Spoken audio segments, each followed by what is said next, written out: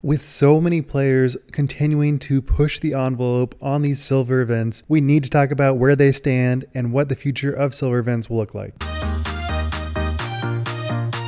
About 92% of you are watching but not subscribed, so if you could subscribe, it'd really mean a lot to me. And also, I have a huge announcement. I have a 24-hour live stream where I'll be playing disc golf 24 hours at one course. I actually will sleep on the course. This will be happening June 3rd. You do not want to miss it. And I'll be doing a fundraiser where all the proceeds go to the MS Society, and every subscriber that I get in that time frame, I will donate $1 to the MS Society. So it should be a great event, and if there are certain tiers met, then I will actually have some punishments instilled on myself, so you do not want to miss it. So make sure to subscribe. All right, so if Beaver State Fling was any indicator, I think it is very clear that these so-called silver events are much more than just a background event in the tour season. There has been so much talk about like, yeah, I think I'm just gonna skip all the silver series this year because it really doesn't matter. That has been a total 180 from the players, from the tour, from everybody involved. And it really shows because we have so much electric golf coming from these events. And I truly believe this is the future of what viewers are going to want to see. We get to see some new events, we get to see new players, and most of all, we get to see great disc golf. And for instance, Cole Redolin really has been playing great this year, not just silver series, but in those silver events. I don't know if it's just like the lack of nerves or whatever it is, but he seems to really show up at these silver events. And I think that really is the essence of what silver events are meant to be. And it took a couple of years getting there, but now that I've actually seen it, I think it is very clear that if you're a viewer, you're going to want to see these new players on tour, these older players that are wanting to fight for a win, and they don't always get a great opportunity with an elite series because the field is so vast. With these silver events, we get to see great players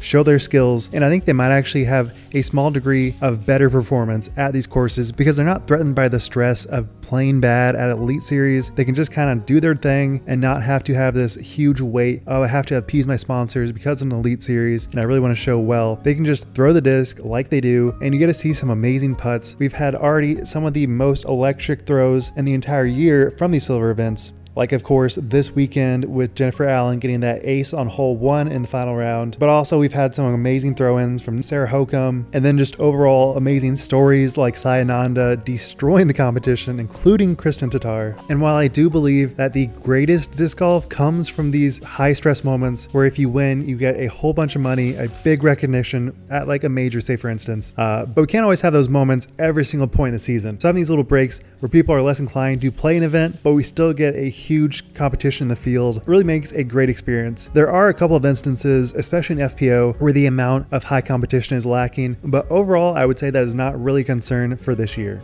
And if I'm being totally blunt here, I would say I am more excited for these silver series than the elite series, and it's really not even that close. I have seen these elite series courses year after year, and I know generally what's going to happen. I know who does better, who does worse. I know the general shot shapes, and they do change up basket locations, tee pads, but overall it's generally the same experience, and that can be just a little boring week after week. So having this breath of fresh air really allows the tour to feel less stale, and I hope that they lean into it even more in the coming years. And I think that something that needs to happen is a higher payout. They obviously are increasing their payouts every year, but I still think that every player that is in this event is generating a lot of traction for the tour, and especially for those local players that only get to play a couple of pro tour events. I think they deserve a much higher payout than what currently exists, and I know that is probably a limitation in just general sponsorship in the industry at the moment, but I would love to see a disc golf event where the first place person gets like what a last place person in like a PGA event gets. Like, I know it is apples to oranges, totally different things. I would love to see these events get more money in the payouts, because if you are a player driving all this way, practicing for this course, you really deserve to get paid for your efforts. And I think that with time and after the boom, we'll start to see a leveling and small increases in what sponsors are willing to pay for these events. So I look forward to getting to that point where people can be excited about going to a course, even if it's in the middle of nowhere, because they know that they get a great experience and they'll have a high payout.